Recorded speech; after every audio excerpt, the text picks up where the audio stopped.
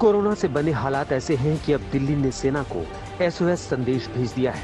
उप मुख्यमंत्री मनीष सिसोदिया ने रक्षा मंत्री राजनाथ सिंह को भेजी चिट्ठी में कहा है कि ऑक्सीजन सप्लाई के लिए सेना जितनी संभव हो सके उतने ऑक्सीजन टैंकर मुहैया कराए। साथ ही DRDO ने जैसा हॉस्पिटल तैयार किया है वैसे हॉस्पिटल और तैयार किए जाएं। हमने सबसे मदद मांगी है। हम तो क्योंकि हमें अभी ऑक्सीजन को लेकर काफ़ी समस्या हो रही है, तो हमने ऑक्सीजन सप्लाई करने के लिए सेना के पास अगर ट्रक हैं, हमने उनसे भी कहा है। DRDO के पहले से ही 500 बेड्स का सेंटर यहाँ पे चल रहा है। ऐसे सेंटर्स अगर और चल सकें तो और अच्छा होगा, लेकिन ऑक्सीजन लाने ले जाने के लिए इस समय हमें बहुत मदद की ज़रूरत है।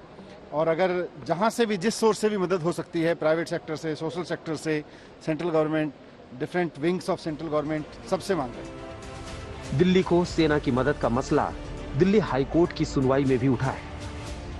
हाईकोर्ट ने केंद्र से पूछा कि दिल्ली ने सेना की जो मदद मांगी उस पर क्या किया जा रहा है। केंद्र के वकील ने पहले तो कहा कि सुप्रीम कोर्ट को इस मसले को देखने दें।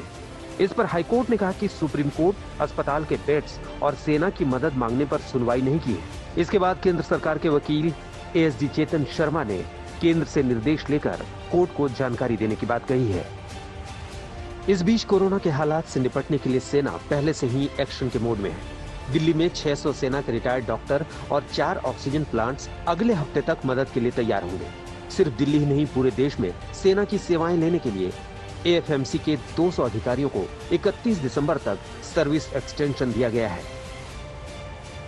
What we've done is we've across the country, them all are serving people.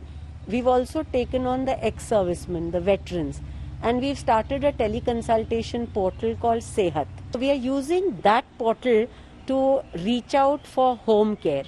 So people can consult small ailments because that's got an audio visual as well as it's in keeping with the telemedicine guidelines which our country has released in right time.